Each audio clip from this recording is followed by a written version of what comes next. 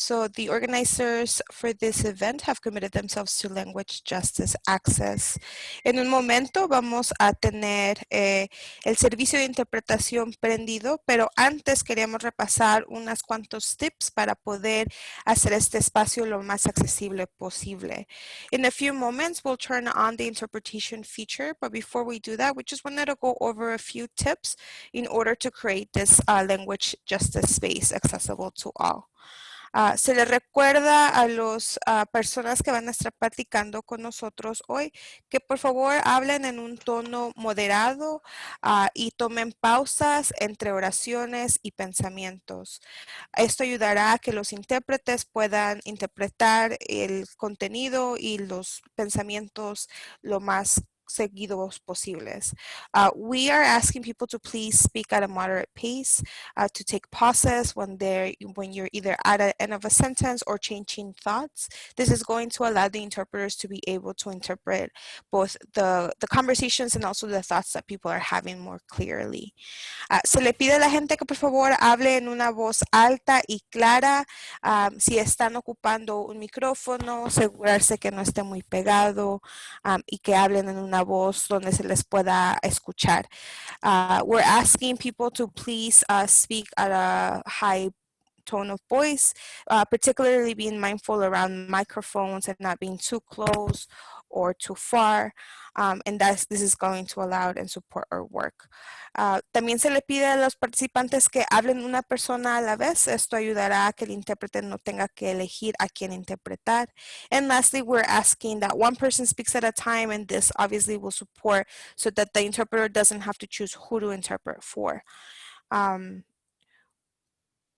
Pues vamos a aprender el servicio de interpretación. Si usted está en su computadora ocupando el Zoom app, cuando prendamos este modo de interpretación va a haber un globo terráqueo o un icono de globo con las opciones del lenguaje de interpretación. Haga clic en el globo cuando aparezca y escoja el idioma en el que usted esté más cómodo.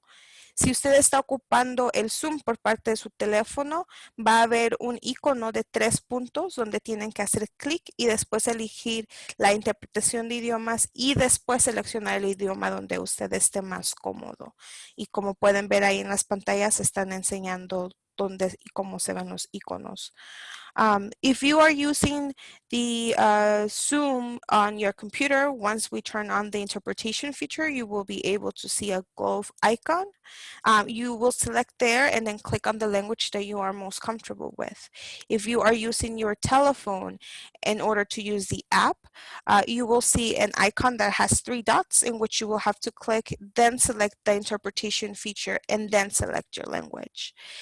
Si tienen algún problema o alguna pregunta sobre el acceso, por favor, contáctense con Aisha, que nos va a estar apoyando en el trabajo tecnológico. And lastly, if you have any technological questions or questions around the interpretation, please feel free to reach out to Aisha. Aisha is going to be helping us and do our support tech-wise. And so, muchísimas gracias. Podemos poner ahora el servicio de interpretación. So thank you all very much, and we can turn on the interpretation feature now. Okay.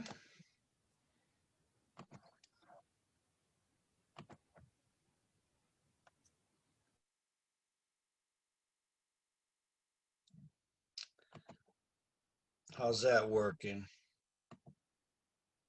Can the English person hear me?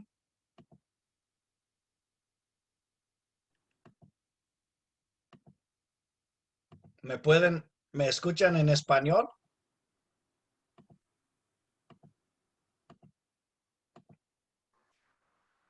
Is that working? I can hear you on the Spanish channel. You did not hear me? Mm-hmm. You did hear me. You did hear me? Okay. Okay. Well, we'll go ahead. English can hear. Gracias, Jose. Okay. Okay. Perfect. Couple new messages, but those look like they're from. Okay. So we'll cut loose.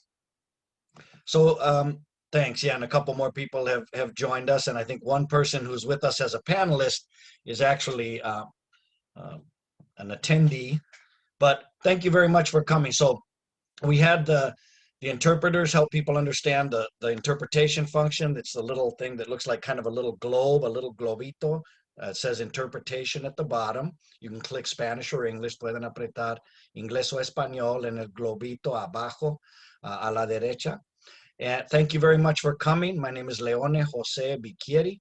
I'm the Executive Director of Working Family Solidarity. We appreciate that you made time. I think we'll be getting a few more people who texted me a while ago saying they might be a little late, but we appreciate you being here. I'm going to say a couple of quick words right now of welcome. Then we're going to have the presentation for about 40 minutes. Then we're going to have about 30 minutes for questions and comments, and then we'll have about 5 minutes to close. And we'll do what we can to end at 7:30 to respect everyone's time. I urge you to stay in touch with us if you want to learn about upcoming teach-ins and racial unity dialogues. We have not yet set the theme and the exact date in May, but we are looking at probably the last week in May, the last Thursday evening in May, and we have all of your emails, so we'll be getting you and everyone else some information at the very latest early in the coming week. So I wanted to let a couple folks know, in case you don't know much about Working Family Solidarity, that we were founded to bring together people who are low and moderate income families, especially families of color, to work together for equitable development. And we work mainly in the area of jobs, fighting for worker rights and more and better jobs, as well as fighting for decent housing options for those same workers. And we focus on several communities in Chicago on the west, southwest, and south sides. And we're in solidarity with people all over Chicago and across the United States. And I notice we have at least one person now from overseas. I think Brigida Proto has joined us from, well, she's from Italy, but I think she's joining us from Paris. And she was a volunteer with us a few years ago, and we're really glad that she's here. So the main reason we've been doing the racial justice teach-ins and our racial unity dialogues, and sometimes a little smaller groups, know your rights, is we want people to come stay together during this pandemic until we can get back to meeting in person. But we've been doing these for several years, and the teach-ins have a little more presentation. The racial unity dialogues have little less presentation and little more dialogue. And we think in our organization it's really important to understand our political economy, which is capitalism, and our socio-cultural paradigm, which is white supremacy. So those seem like really big and dramatic words, but they're not. But we find that you can't organize for change unless you understand the conditions in which you're organizing. So we believe in organizing workers, working family solidarity. And also, as we do that, in order to build a real power among workers of all backgrounds, we have to destroy racism, which again is the socio-cultural paradigm in the United States. And so we like to work together. We find it exciting to bring up issues of race, not to run from them, not to hide from them, but to look them in the face and really try to rid ourselves of all the racist training that we're all trained to accept, and to feel that lighter skinned people are better than darker skinned people. And we basically feel that that's the wealthy elite's main weapon to keep us divided, because otherwise we would all get together and create a lot of great change for workers, probably have a lot less death, a lot less accidents in low wage work. So there's more to say about us, but that's kind of a little bit of an idea. We've been doing these since September. It's my extreme pleasure to introduce a friend, a colleague, someone I respect a lot, in Dolores Castaneda, and she will be co-presenting with Yvette Castaneda, and they are local Chicago activists, both healthcare professionals, but also activists working to slow and hopefully one day end the massive amount of deaths, accidents, including COVID-19, that we see among low-wage workers in the Chicago area. So they will present for a while, and then after that, we will move into some question and comments. Thank you very much for being here, and thank you very much to Dolores and to Yvette, and please take it away.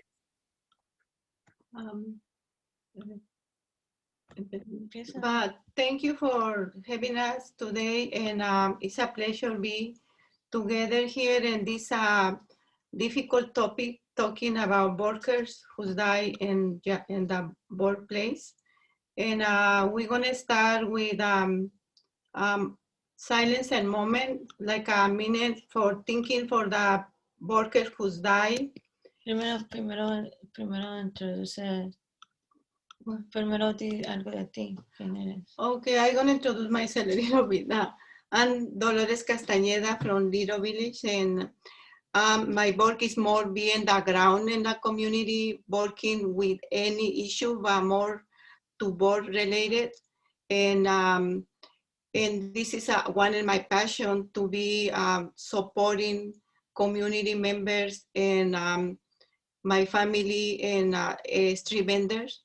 And unfortunately, we had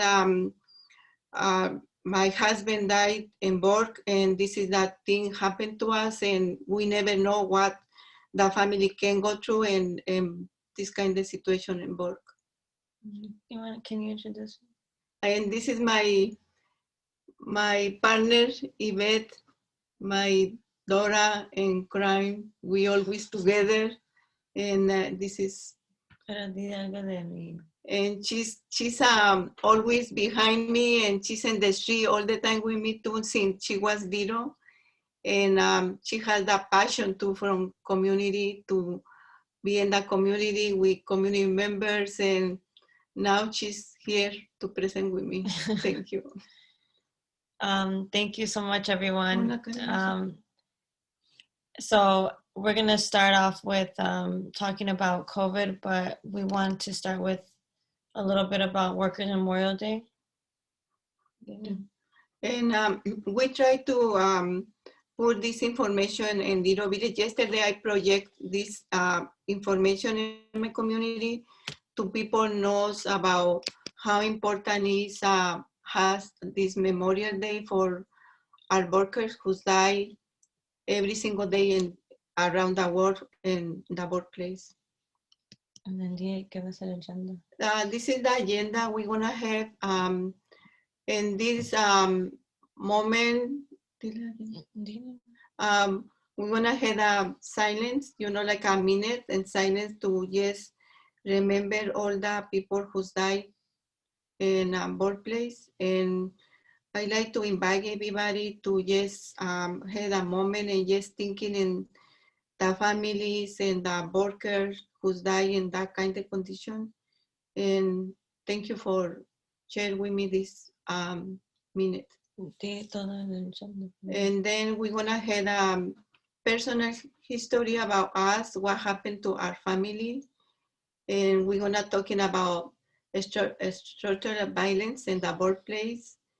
And we're gonna talking too about the work we do in Lido Village. And we're gonna give some information about board injuries and COVID-19 and open discussion. But right now I invite everybody to have a little moment, like a minute, to just thinking in somebody who's died in the workplace.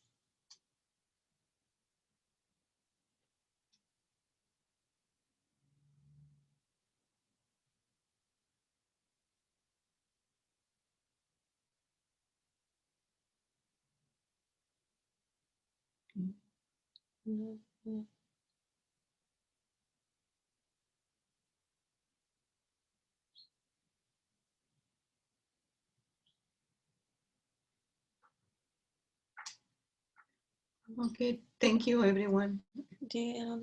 And this is my husband who's died, and we had this terrible experience.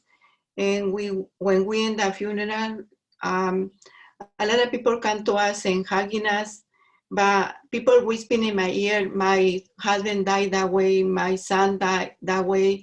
And I start notice a lot of people in our community suffer for that same situation, and people stay in silence because they thinking they don't have like alternatives to resolve these cases. And it was very humbling, despite the work that we do in worker health, despite being part of a center of healthy work, despite of dedicating the majority of our time to workers' rights. My father died on the job, and there was no there was no justice. There was, there was no OSHA, no, and then COVID happened, so it kind of all just stayed, an injustice. So it's kind of hard to like pursue your work when you kind of see that sometimes the mechanisms that you're seeking or the work that you do doesn't bring somebody back to life. It's just the way that this horrible, devastating issue in communities and in poor ethnic enclaves and worker injury and in whatever discipline, it's just an injustice. And over here, you can see a little bit about and people who never been in Little Village. This is the representation in Little Village, and we had a Virgin de Guadalupe and the Eagle from Mexico, and this is in that way we welcome everybody to this presentation, and we're gonna start with the presentation. And in this picture is a picture I take in my community. It's a Holy Friday. And it's that way people has a healing component. It's the only situation keep the people insane, same in one point, because when something happened, when something died through COVID or die in the workplace or die from violence, people just go pray and get together. This event was 6,000 people walking in the street. And you can see me over here. This one is me, and I like this event because I can be talking to all these people about what is mean precarious work, how affecting our communities, and what we can do together to be fighting for our rights. And this is a mural somebody painting in and they that way they see the workplace and structural violence is through this faith related. So it positions an idea that within our faith keeps us strong, and as workers or as individuals who go through hardship, we're always reaching our hand up for support from our faith. But I think part of the mission of this work is to also understand how to best support workers with a workforce of people who are, passionate about the most vulnerable. And then the other thing, like you see over here, Jesus carrying the cross, but people and say the same thing, like, okay, I'm working in this place. Is that thing I come to do this in this country? Even it's a very precarious work, they not pay, they say, at least I have place to work, and then this is the image. So there's a lot of issues within structural violence that can exist across many disciplines, right? They're intersectional.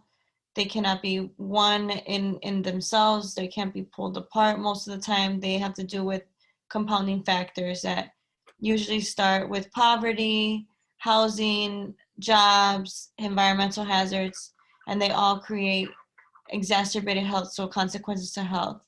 And so within our work, we look at, we don't just look at Little Village, we look at Greater Lawndale.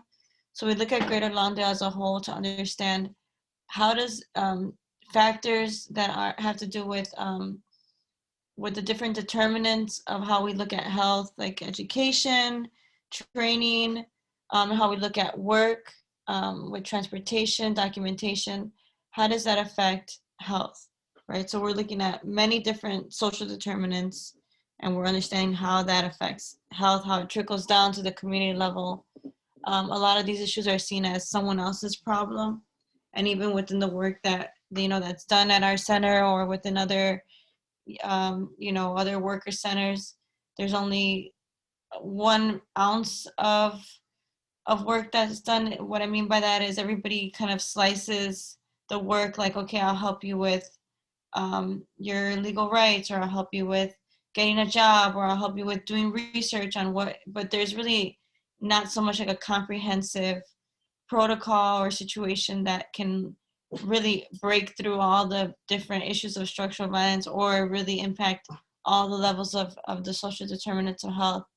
And so a lot of times when we're building solutions, they come from the outside, and those outside of the issue may lack proper understanding to know how to like effectively tackle these issues. And that's why oftentimes the problems happen like in a cylinder, because solutions are not really found from those who are dealing with the problem, but rather from the top down.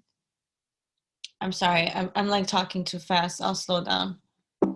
No se están viendo. Nos están traduciendo todo. Oh. And eso se ve bien. Sí. And then you can see, I take this picture. This lady is a street vendor, and she was working in that place when they got in the nopales. But with that COVID, she say, okay, no more work for you. And that thing she do, she's buying nopales for the person who's she working before. And now she's in the street with the whole family selling nopales. And like you see this van in the back of her, all the children is there. And they do homework in the inside, and she go and checking the children's and working in the street all the time. And then in this kind of situation, you can see how precarious is the work and how our community try to cover the basic needs. But you can imagine it, you think this lady with this kind of job, she can pay rent. The rent is too high. She can pay, you know, food. Is very, you know, incredible just to thinking people can do that, you know, and make that basic thing. So Dolores and I do a lot of work through many different areas, right? Through involvement with many different groups. And in the next couple of slides, we're going to talk about what we learned with our work in Greater Lawndale through our collaboration with UIC. So we've done a lot of different methods over the past like 6 years. We've looked at health and precarious work. And again, precarious work is work that is unstable or unsafe or poorly compensated, not guaranteed.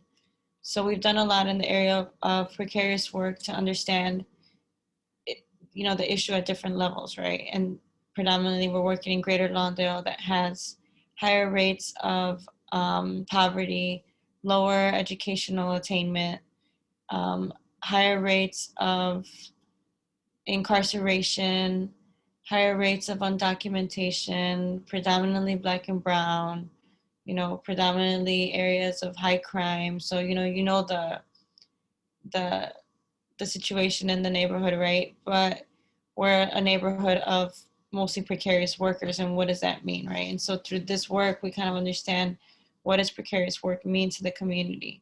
And so through concept mapping, it's a way to kind of map out perceptions. It's a way to map out ideas through brainstorming and then group them based on how important they are. So really what you're trying to understand is, what do people really think about work? Because oftentimes when you're in a vulnerable position or a precarious worker, you will not have like the same level of complaints because you think that, you know, you can get a different job, or, you know, that's just how it is, or that's how everybody has it. And maybe because you're undocumented, or, you know, you have a different level of skill set or education, then you almost expect to be treated with abuse, right? Not that anybody would want that, but what we found is that there's different perceptions of what people will tolerate on the job based on their level of vulnerability. So the more vulnerable you are, the more likely you are to have vulnerabilities at work. And it's probably likely that you're not viewing it as much of a factor that can determine whether or not you're going to stay with the job. And what I mean by that is you don't have a lot of say. You don't have a lot of rights. So if you think about your work situation as being very unhealthy, then you'll probably have a harder time working the job that you have to go to work to anyways, right? So a lot of people reported For example, they would report not being able to be allowed to use the bathroom, or standing for 12 hours, or having to take a 2-hour, car ride there and then pay for the car ride. And they're telling you about all these situations, and then you ask them, do you feel like you're being abused at work? And then they'd say no.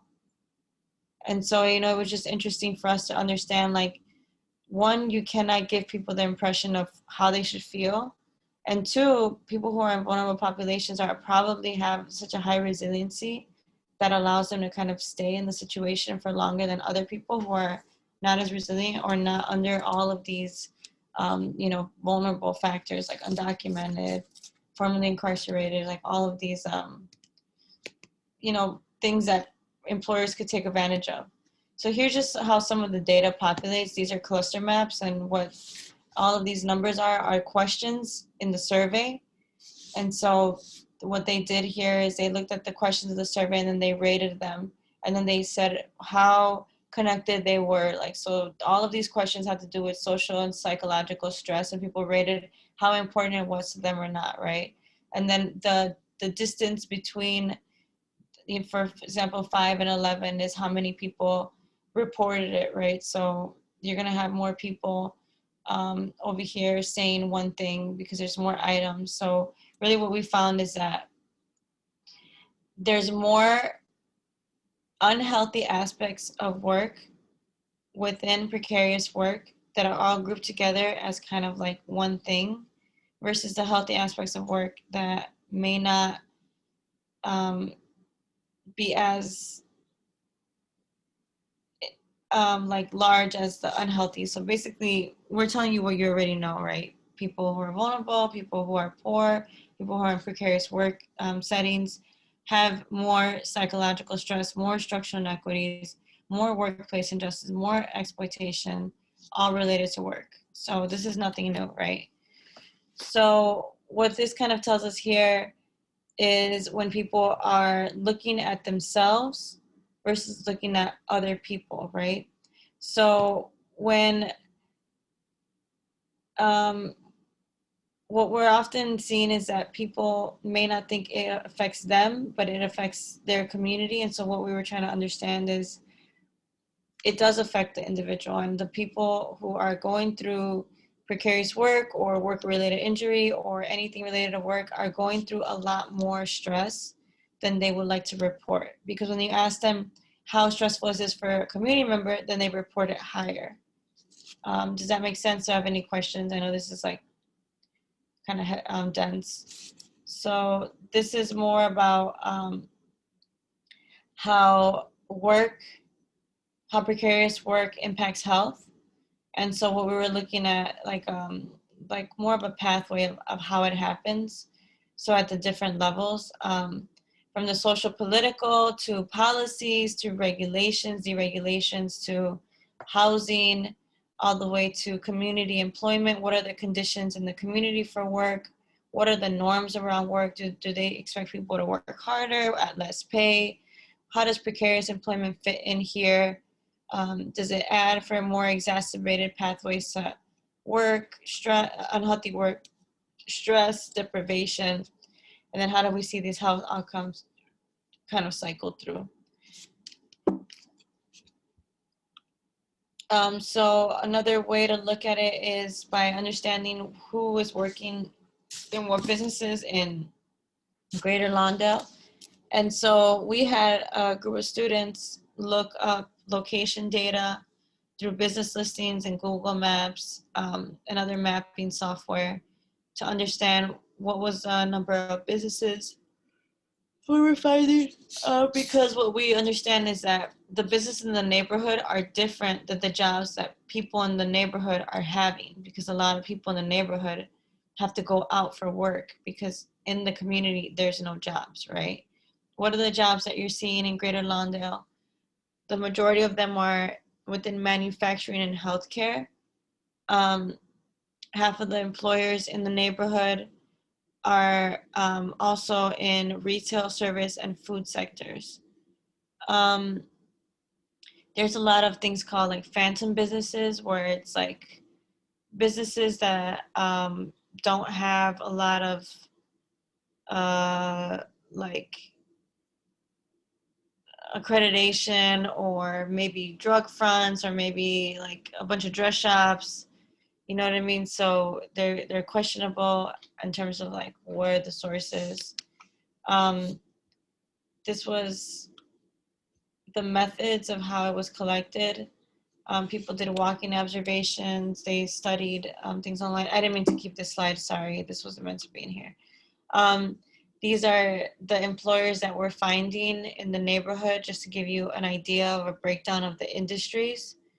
And so within these industries, we've built on this process to then create surveys or instruments to be able to inquire on these different sectors to understand more about COVID and how they impacted the different areas here. So like arts, construction, healthcare.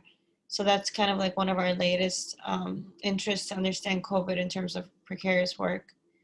And then here we have injury rates by job type. So you're seeing that the jobs that people in North and South Lawndale and Greater Lawndale have higher rates of injury overall.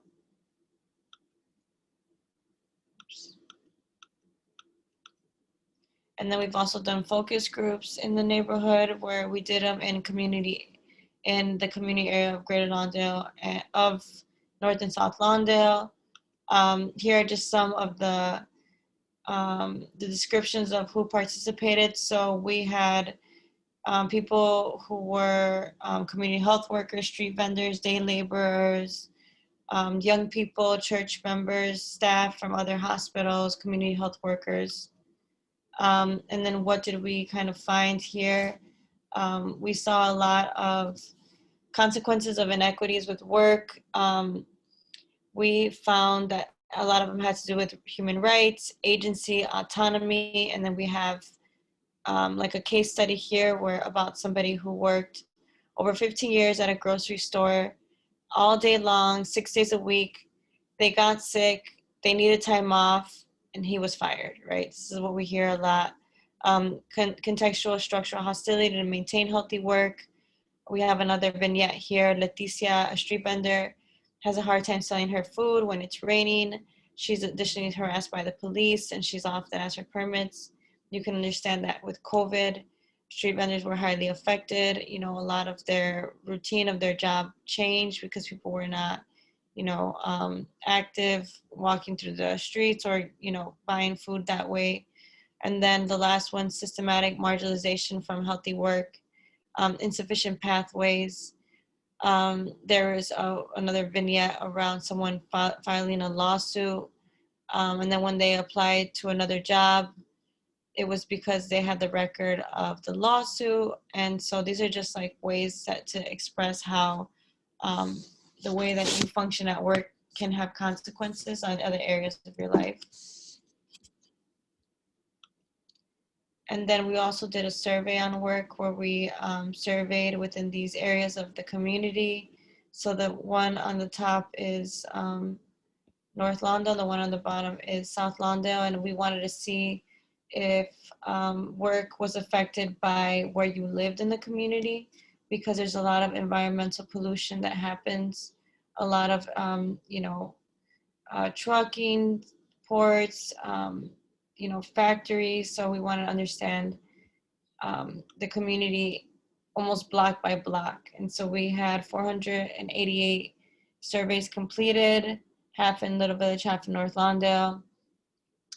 Here we found that people had facilitators and problems to getting work. So some problems to getting work was availability for jobs, and the jobs have low pay, lack of jobs in the community, jobs are part-time and people want full-time work. So again, the precarious nature of work, people not having sufficient education or training, the available jobs don't provide benefits.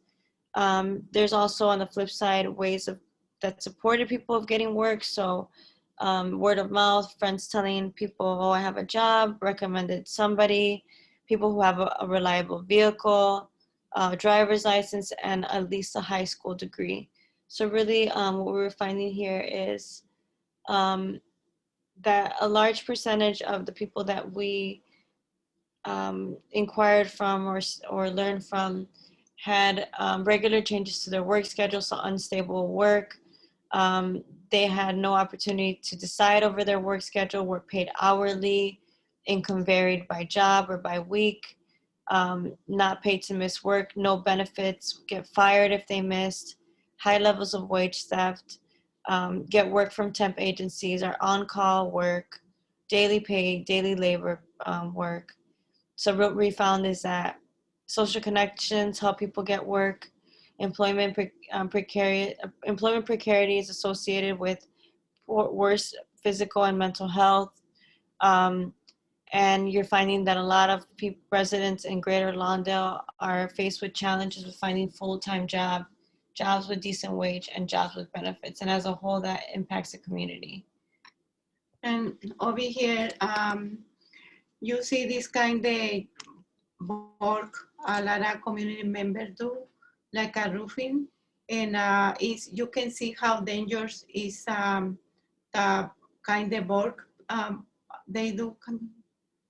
And over here we had this man who was gunshot in the workplace. He working in this restaurant with fast food in Ogden, and Santiago. He was admitted in trauma center in Mount Sinai, and I went there one time because somebody told me about him, and according to the doctor, he was dead already, his brain. But when I'm talking to him and I ask him to squeeze my hand in case he understands what I say, he is squeezing my hand. But the problem was because he not had documentation, no family here. One day when I now had time to go visit him, they moved into another room and he died. They wanted to deport him before he died in that kind of condition.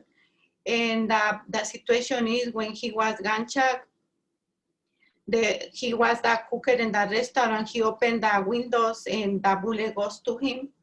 But nobody made responsible for this with Santiago. And he died here and nobody cared. The owner of the restaurant, he not give nothing for the funeral. This is the cases we see constantly about people die in the workplace. And this is another case I was involved, Quirino Sanchez. He was doing roofing too, and he fell down, and you can see in the picture, he was connected with all kinds of machines. But in one point, they sending him to Mexico. In that condition, you can see in the picture. And when he arrived to Mexico, he died like maybe in 1 week or something like that. And you can see a lot of working doing this kind of job with no protection, with nothing, no benefits, and these people die in this situation. And like I mentioned, nobody really take responsibility about these cases.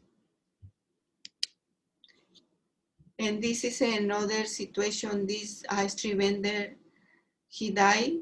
He make like a raspas, helados in the street.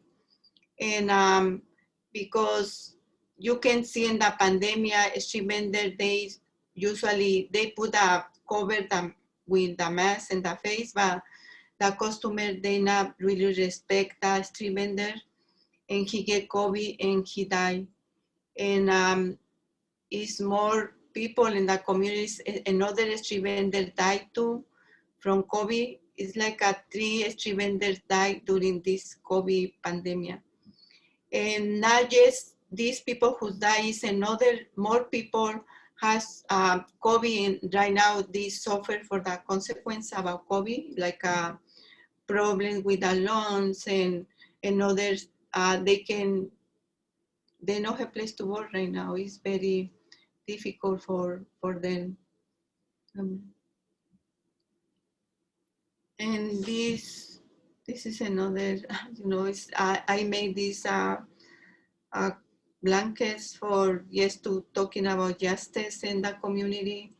And And we have, you know, street vendors, a lot of people from the community to say, you know, enough is enough about violence in the community, any kind of violence, because a street vendor was killed from the police like 1 year ago, and yes, the police killed the street vendor, is nothing happened, you know, nobody respond about that situation.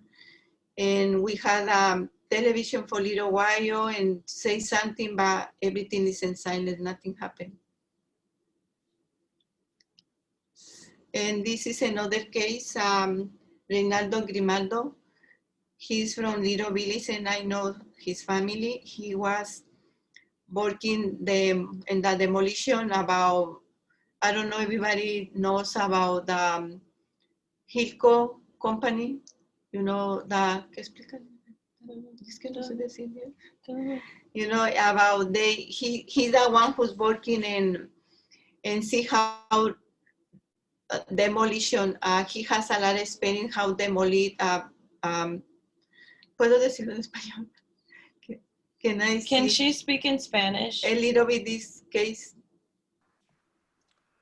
Yes, I think the interpreters, one of them is on the English channel and one is on the Spanish channel. So if you're listening and you want to make sure you're on the English channel. Yeah, that's fine. I can explain that. But in this case, this man fall down from the building and die. And we had a memorial from him like 1 month ago. And this is another case about somebody died in the workplace. And over here, you see street vendors always exposed to COVID. And I had a lot of, I went to so many funerals in my community for people who died from COVID. And one specific case touched my heart. This man working in the meat packing, and he's coming home sick. But his wife get COVID, and then whose grandma get COVID and grandma died. But the situation is they blame the man who's get COVID first from grandma to die, and his wife blaming him about, okay, it's your fault my mother died because you come home with COVID. But I try to explain, you know, it's like it's not just because he has COVID, it's the whole problem about COVID, and the companies not protect the workers. And people not have that, they don't have choice. Sometimes they go sick to the workplace, and this is the situation. People get more sick. Even in that place, my brother working, 3 people died from COVID. They working in a factory, and 3 people died from COVID. And the owners, they not do anything, you know. People die, and they just okay. Even they not close the place. I call OSHA to go over there and check, but OSHA never went there and checking the workers. And I wish they can do it, because that way they can save these people to die in the workplace. And this is a mural we paint in the community about we need to be united and, you know, working together to better place for Black and Latino community to avoid people die in the workplace. I don't know if anybody has a question or something or comment. We're gonna switch to that in a minute. Right now, that's I guess how they can get in touch with you, Dolores and Yvette, so folks can see their emails there. The Yvette Castaneda, you can see that, and you see Dolores Castaneda. And afterwards, if you can't remember whatever, get in touch with us at Working Family Solidarity, and we'll help you to get in touch with Yvette and or Dolores. So thank you very much for the presentation. And obviously we're not done yet. What we're gonna do, Asia, I think this is where we'll go ahead and switch over. So let people know about coming in as panelists. So if you can hear me, what we're going to do now with webinars, it's a little easier, a little different from Zoom meetings.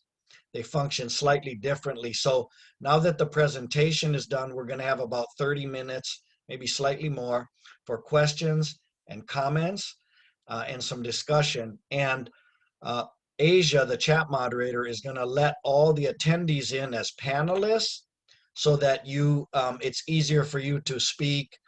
If you want to be seen, you can. If you want to turn off your video function, that's fine. But Asia's gonna let everyone in as a panelist, okay?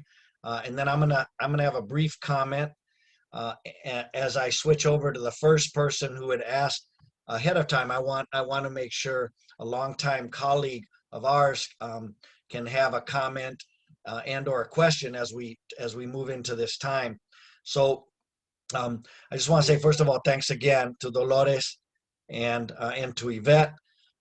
And you know, we've seen in our organization, we've lost a lot of our members to COVID-19 in the last 13 months or so, and even one of our staff members lost her mother to COVID-19. And what we saw in Working Family Solidarity, of all the people I can think of in the last 13 months, and we believe it was largely related to workplace. In other words, low-wage workers, especially Black and Latinx workers, could not stop working. So you remember March of last year when the governor said we have to shut everything down. What we found in Working Family Solidarity is very few of our members stopped working. Very few. These are people who are fighters for their rights, very strong people. But most people said the choice I have is get sick or else not pay the rent and possibly be out on the street and not have money for clothes and food.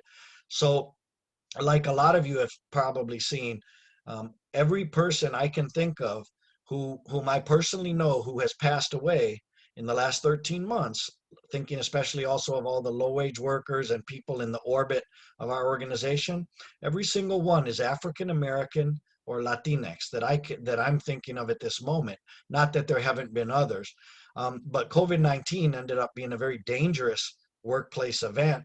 And so we're glad that was brought up. And I wanted to give, as we shift into some questions and comments, and you know, maybe you can do the raise your hand function or put your question in the chat. Asia can see who asked it, and then she can call on you to ask it or to just comment or to say, I don't have a comment, I just want you to read my question.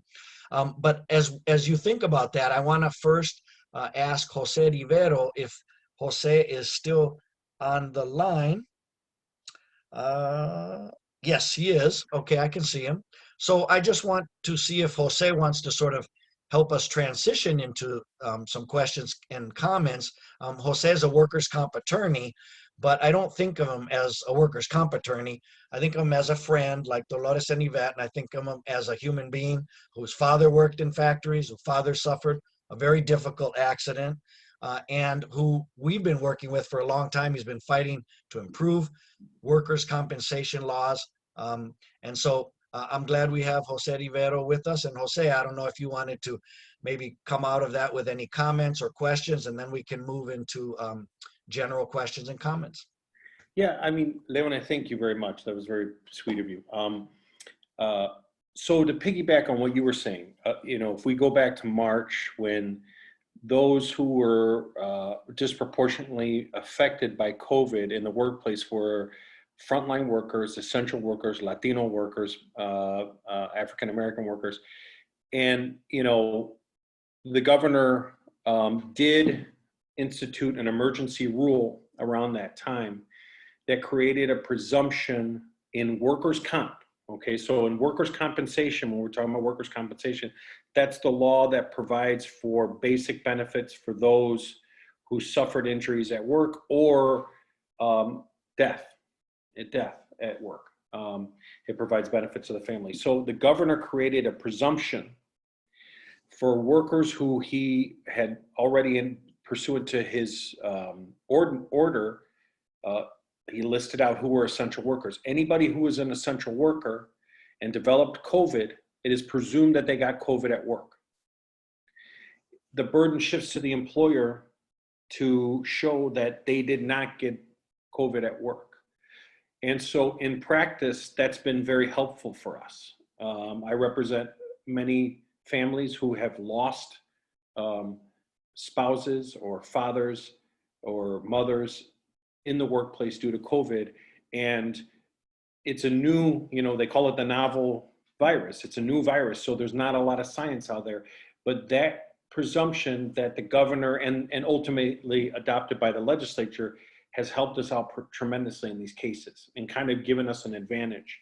And so we're working through these cases. We're working on the science and trying to find out in those cases where we have workers that survived, what are the long-term effects of COVID? And we're still learning a lot. We all are learning. Every day there's something new in the news.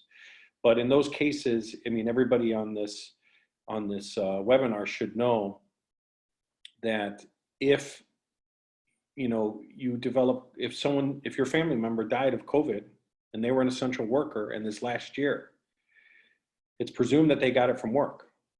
And it's more likely than not they did get it at work. And the family's entitled to benefits for 25 years potentially. And if you're dealing in the sad event, I have a few of these cases in the sad event where you have small children, the benefits continue until they're essentially emancipated. And so keep that in mind when you're, when you interact with the community, that it's not a lot, but there is workers' compensation provides a basic benefit for those people who sustain injuries at work.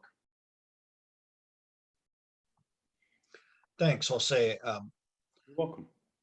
So that was very appreciated.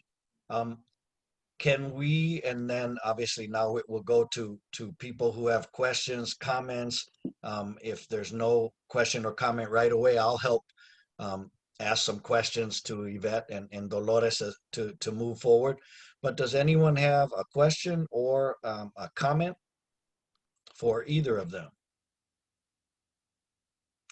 And I will then quickly do this so we don't waste much time as you think of them. Can I return to you, Jose, then, and see if coming out of some of the talk that Yvette and Dolores were giving, if you had any question or comment or anything to share with them that then they could talk a little bit about their experiences regarding workplace accidents. Something that stuck out was the case of Quelino Ojeda, who was actually a client of ours. Quelino, it's a very sad story because of what happened to him, Christ Hospital, and ultimately he died in Mexico. But that case was especially tragic because he worked for a company that didn't have insurance. They had no insurance. And so when he was hurt, not only did the company want nothing to do with him, his employer, but as you know, the hospital, right? When there's no insurance, the hospital wants nothing to do with you. No one wanted to touch him because he was, didn't have insurance. And so unfortunately in this country, as we all know, healthcare is not a right. Healthcare is a privilege. And if you don't have the right insurance and if you don't have the money, you're treated as a second-class citizen. And that's, the case of Quelino is absolutely heartbreaking. And for me, it's not only heartbreaking for what Christ did to Quelino, which is they arranged for his departure, but that he worked for an employer that really treated him like, an animal. When he was injured, they wanted nothing to do with him. And so, and this is very unique. Unfortunately, there's all too many stories about Latino workers where their employers don't have insurance. And so there are some penalties for that have been created, but I mean, it's all too common. And it's very unfortunate. And it's very prevalent in the construction industry. So that's something that, you know, when we're talking about Calino and what Latinos have to endure, you know, I still, it's hard to get over that case because that one was just so heartbreaking. Yeah, I agree with that. But the other situation is even people don't not die in the workplace, die a consequence about working. And I was in this case about this man who's working for 7 days, long hours. And finally he can move, he can walk, and he gets so sick because he's not eating, and a consequence for that, he died. But they not associate with work because they say, oh, he died, he's not dying in the workplace, but he died for that. And the problem that you mentioned, Jose, is like no insurance, no benefits, nothing. And the man died and he had little ones in home. And Yeah, it's you know, it's common that when someone dies of a condition outside of the job, so it's work related, but they die outside the workplace, right? It makes, those are difficult cases, but they're nonetheless workers' comp cases and they're compensable. So for instance, a good example is I represent right now a trucker. And part of his job is to not only drive around, but he's got to unload. He unloads the beer. He goes to all the, you know, the bodegas, and he delivers the beer and he delivers, you know, pop and all that. And he's doing that all day, 10 hours a day. And in this time, it was summer, so it was hot. So it was all day, and then he goes home and then has a heart attack. We know that it was work related. Right? There's no other reason why, there's no other real risk factor there other than the constant lifting that he was doing at work. But of course, the company denies it. And they say, well, why would that have anything to do with us? Why would that have anything? And so, you know, those have to be fought, those cases, and they have to be fought before a judge. And, you know, I'm not doing a commercial for JB Pritzker. I want you all to know, but I must say this, you know, he changed the law on COVID, and also he's appointed a lot of new judges in work injuries, and they're all people of color across the board. It's African-American and Latinos across the board, and mostly women, which I'm perfect. I prefer. I'm tired of trying my cases in front of old white guys, and I'm very happy that we have a diverse slate of judges. And so he's really progressed. And so, like I was saying about the COVID cases, these cases are it's just been a little bit better. It's been a little bit better for the injured worker in Illinois. Leone can remember a time 3 years ago, as early as 3 years ago, when it was the opposite, where all the judges were appointed by a really bad governor and the laws were in constant attack. Leone had to come down to, what was it, Springfield or Bloomington to testify to, you know, so that they wouldn't change the laws against our now we're living in a different time. But you know, it doesn't stop the companies from denying these cases. You know, and you mentioned that at the onset, is that the key here is that workers know about their rights and that they know to fight. And it's important that the community and family members and loved ones support workers in that fight, right? I had a question for Yvette and Dolores. I want to say a comment and then kind of ask a question from it, coming out of what Jose is saying. The experiences that I have and that other people at Working Family Solidarity have is that most low-wage workers don't know much about workers' compensation and don't know much about health and safety laws. And then in our experience, in addition to that, the health and safety laws are very, in my opinion, they're still weak. So Jose was talking about some of the ways they've improved, but you know, a lot of people, for example, assume that if it's really hot, you can take the temperature in the place, show OSHA that it's really, really hot, crazy hot, 110, 120, right? And then say, aha, that's illegal, but it's not. There's no specific temperature reading in OSHA laws, for example. Now, you can still win some, certain cases through OSHA, right? The Occupational Safety and Health Administration at the federal government's sort of watchdog. You can still win some cases on heat and cold, but many people just assume it's really black and white. Like you can't send people into freezing areas, more than 5 minutes. You'd be surprised what people can do on the workplace and suffer from it. And there aren't these laws, right? And I think sometimes we sort of just assume that there's all these laws about extreme heat, extreme cold, or hard work many days a week over many years making you sick. So Jose is talking about some good cases that have been won, but some cases are really hard to win. And then a lot of people, I talked to a man once who had this horrific scar, like really mangled arm. And I could tell it was an old scar. And we were talking in Spanish. I said, hey, man, what happened? He said, well, it was like my second day on the job and a meat hook just went right through my arm and just tore it to pieces. And so it kind of works somewhat. And I said, whoa, man. Oh my gosh, did you talk to folks about the workers' compensation insurance? And he said, well, I talked to the supervisor, but he said, you have to work here 90 days until you get the company insurance. So the guy trusted him and, didn't work for like a year and then came back to do something with his other hand. And so a lot of people don't even realize workers' comp starts the second and sometimes even before. If you're on a transport, you get to work.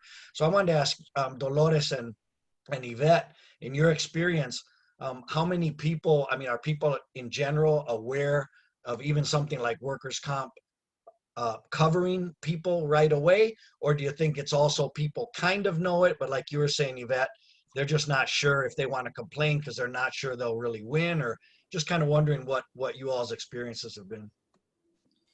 Well, I think, to speak generally and based on some of our work,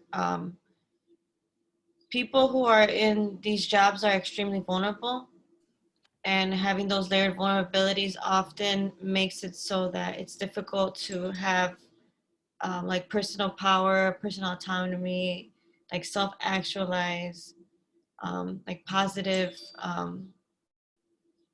like how would you say,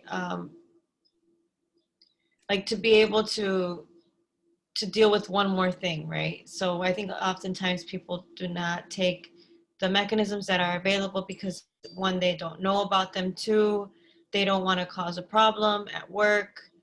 Three, they probably will stay with the employer even if there's been an injury, or there's just some level of limited information on how to even access that. So I could imagine that what has happened in some of our situations where our participants, or in the cases that we've heard of, is it trickles down to affect the family unit, where then you start seeing physical health turn into mental health, emotional health, and then issues within the family where there's a family member overworking, or there's violence in the home based on injury. So it can often affect other areas of the person's life. I don't know.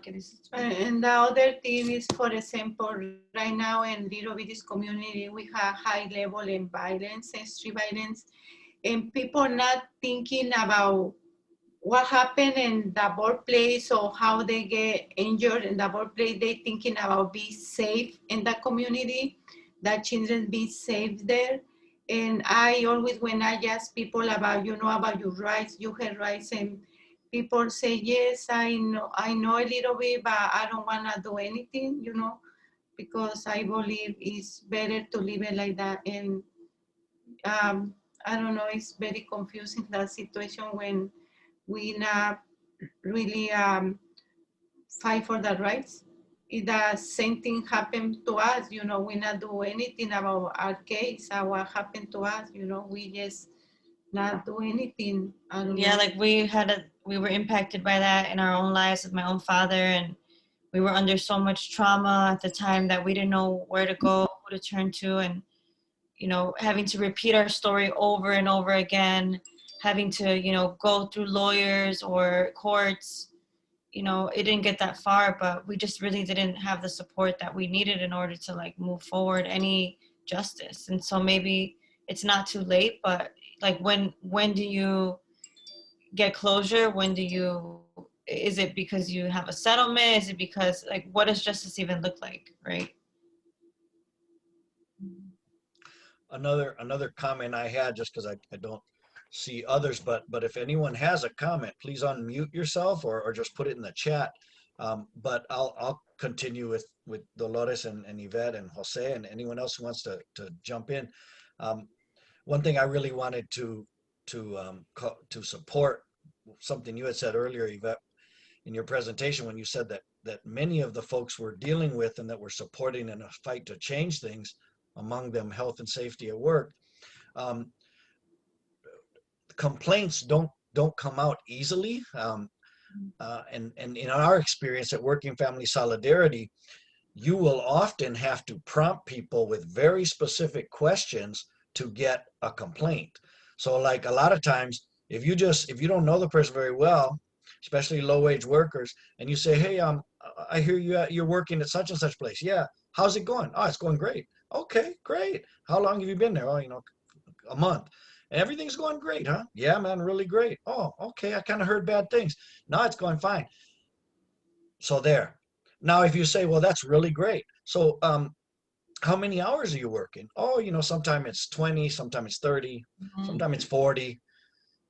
You know, and suddenly on another week, it'll be 50 or 60.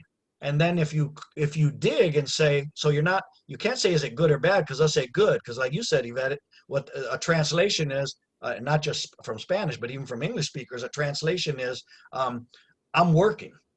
Like, you know, I don't care what I'm getting. I'm able to pay some bills and eat a little bit, and my family and I are not on the street. That's the translation of the answer. So then if you say, oh, I hear, so you said you're doing 60 hours? That's awesome. So you said things are going well. So that's 20 hours of overtime, huh?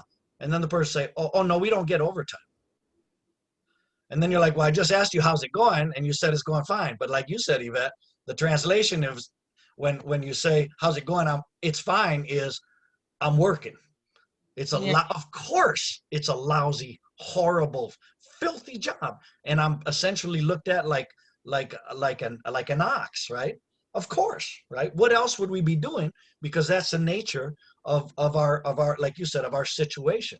So in that context, I'm doing okay. If you dig deeper, then you find, well, yeah, I have to miss a week because I busted up my shoulder. But the company's really nice and said they wouldn't fire me, even though they never got workers' comp. So I just wanted to lift up your comment earlier of sometimes people in a really difficult situation will not think that the health and safety and other things are so bad, because the alternative is, if they don't qualify for unemployment and so on and so forth, is what, right? Well, and I think you're pointing to people who are oppressed, right? People who have been under levels of abuse, just like historically, and they probably saw their parents do it and their grandparents do it, and probably are on the pathway to, you know, working 30 years and really feeling like that was quality of life, right? No vacation, no time off. You miss one day, you get fired after 30 years, right? So I think it's very, very difficult to tell a person, hey, you're being abused, or, you know, this is not a healthy practice, because what other alternative are you able to give them? Are you able to give them a healthier job? Are you able to give them better pay? Probably not. So what do you do in a situation when you're understanding that there is consequences that may not happen in that moment, but are long-term, right? With psychological, emotional, mental, physical, the risk. But there's really not a lot to offer people who fundamentally are not viewed as human. They're not given rights. They're not seen as like a competitive person in a workforce. They're just bodies, right? Mm-hmm. So when you're just bodies, you don't have a voice. You're just the work, right? So you think about the workforce, you think about, you know, how in society for many administrations we looked at immigrant bodies and we demonize immigrant bodies and immigrant workers, and we've had all these, you know, conditions around the way they work and what they deserve. You know, it's gonna show up in other ways.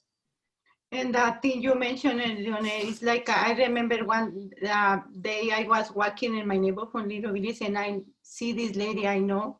And I said, how are you doing? And she said, oh, I'm working now. And I know that she was pregnant. And she said, yeah, I'm working.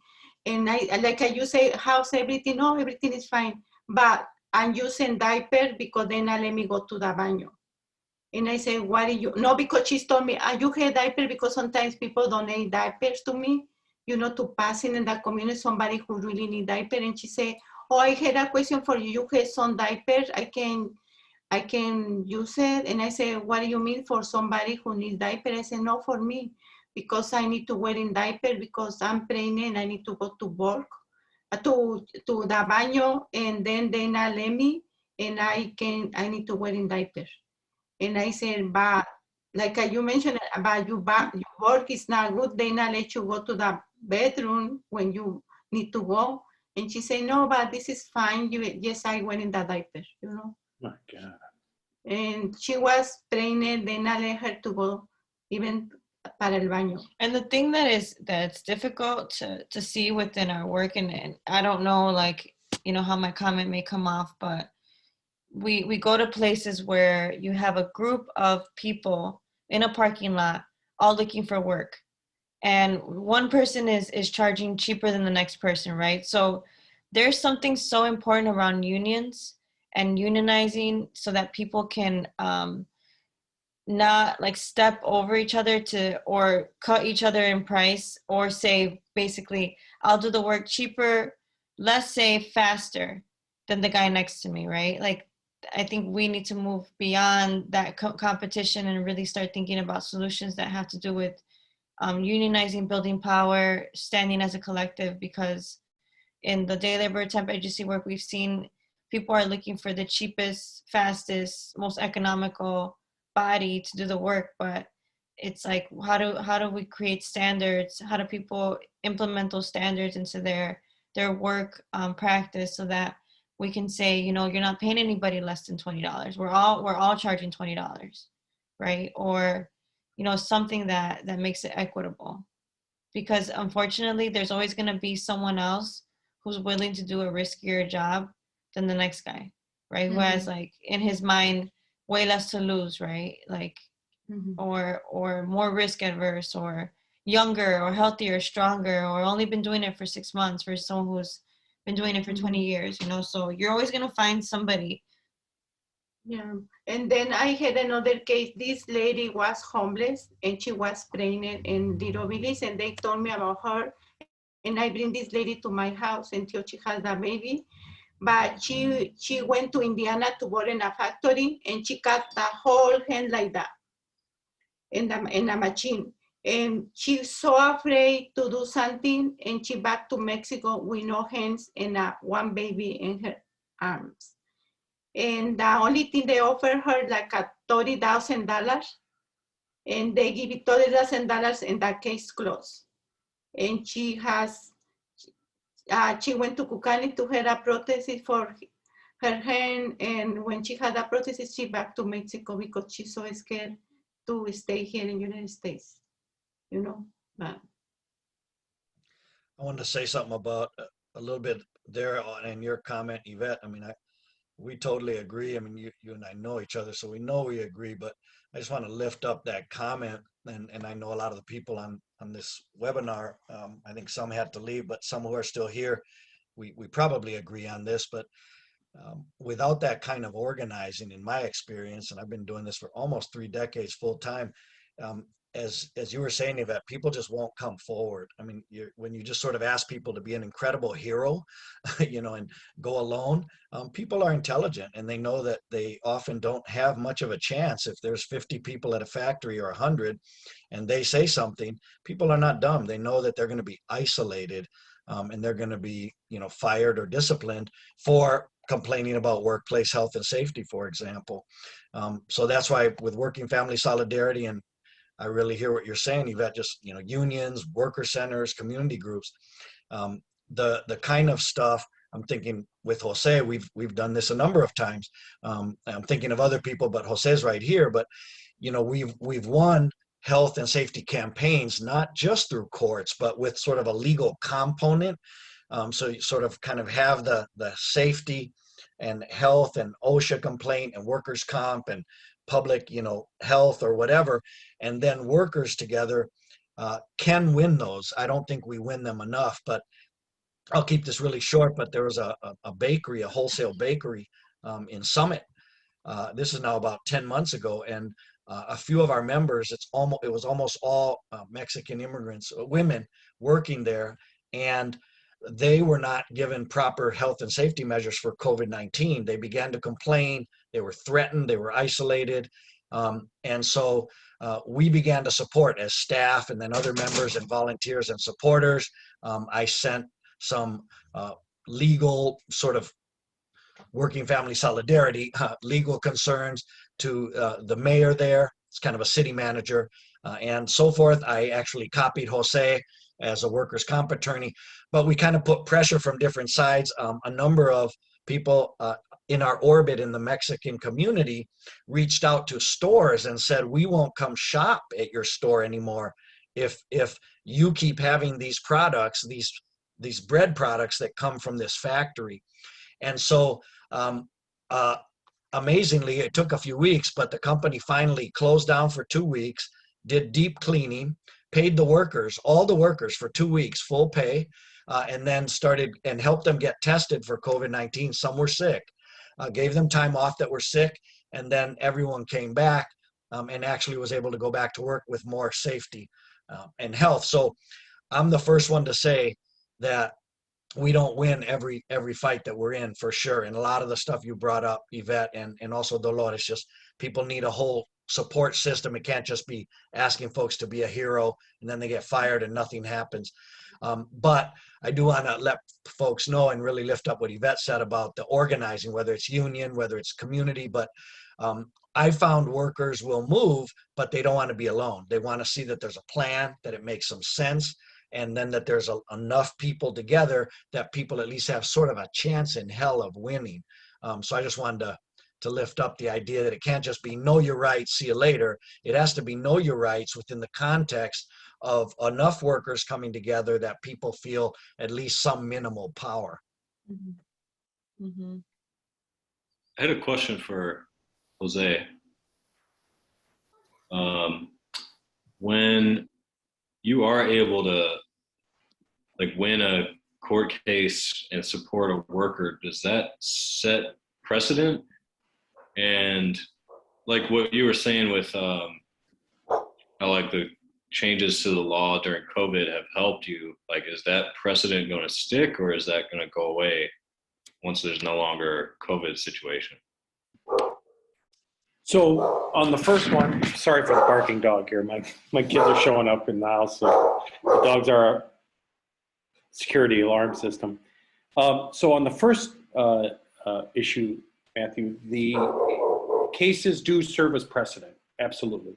So when we're presenting a case and we're trying to persuade a judge, oftentimes we're doing research and look at other similarly situated workers and compare the cases and obviously persuade the judge that this case is like that case, if it's a good case, or it's unlike that case.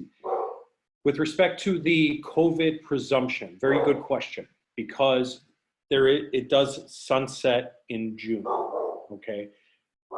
The governor, when we negotiated this with business, they wanted a sunset provision, and we negotiated till June with the proviso that we will revisit if the numbers don't get better in June. The presumption was extended to June, and it was under the assumption that with the vaccinations and with the numbers going down, we may not need the presumption any further, but we will revisit if that's not the case. If the numbers don't go down drastically, labor is going to push for that extension of the COVID presumption. And that's for having contracted the virus within that time period. So it goes from, March 17 or whatever the date, I can't remember, all the way through June 1st, 2021. So anybody who is an essential worker, as defined by the governor, that contracted COVID, it's presumed that they contracted it at work. Okay. So does that answer your question? Yeah, thank you. You're welcome. So we're gonna have to wrap up here pretty soon. We have a few minutes left, but I wanted to give Yvette and Dolores a chance if they had any last comments, any brief last comments, and also Jose, if there's anything you want to add, and then I'll say a couple words to just close. But Yvette and Dolores, do you want to add anything? No, just thank you everyone for your time, and to Jose for adding to the panel, and everybody else who supported, and Eva for translation, and Leone for inviting us. Thank you. Thank you. Jose, did you want any last words? I just want to, I just want everybody to know, what, the dog's not going to let me talk, but I just want everybody to know how important your role is, because when they've seen me, they've already decided, they've already passed that hurdle of what we were talking about, right? Trusting in the system, believing in that there's a route, that there's some kind of justice out there. By the time they get to me, they're already sold on that. It's, you guys are on the front lines. You guys are the ones in the community. And, really it's, that system, that legal system and the justice system relies heavily on, guys like you that are out there concerned about people's rights and concerned about, workers in the community, and informing them, educating them. So, it's a hard task ahead of you, but I commend you tremendously, because I'm not there. So Thank you. Thank you. yeah, absolutely. All right. Thanks, Jose. Sorry for the dog. I'm no. very embarrassed. Man, we'll live. Thanks. I want to thank all the people who stayed on. I know some people ahead of time told me it wasn't a good time, but they were going to get off for a little bit. But I'm really glad you did. Stay in touch with us. I really want to thank Yvette. I really want to thank Dolores. Thanks, Jose, for adding some things. Let's keep up the good work. We will let people know about our next teach-in, which will be late May. We will choose that date. It'll be probably the last Thursday in May, but we'll confirm and we'll figure out the exact approach. Thanks for being with us. If you want to stay in touch, you can go to workingfamilysolidarity.org, and there's ways you can stay in touch with us there. Really appreciate it. I know most of the folks who are still on the call now, almost everyone, or at least somewhat, some better than others. And I know that you all have really relevant experiences, yourself and or family members in this kind of work and stuff. So, I'm glad and many of you are back on again and have been on many other teach-ins, but thanks a lot for sharing a little time with us. And we will stay in touch, and I wish you all a really happy May 1st. 1886, right? Started here in Chicago, and now the rest of the world celebrates and we don't. But happy International Workers' Day, and thanks again to the presenters, to Jose and everyone else, and have a really great evening. Thank you. Oh, excuse me, because I do also want to say what Yvette said, which is thank you to Asia, our chat moderator, and also thank you to Eva and Crystal from Somos Sur Interpreting. Thank you very much, and have a great evening. Thank you. Thank you.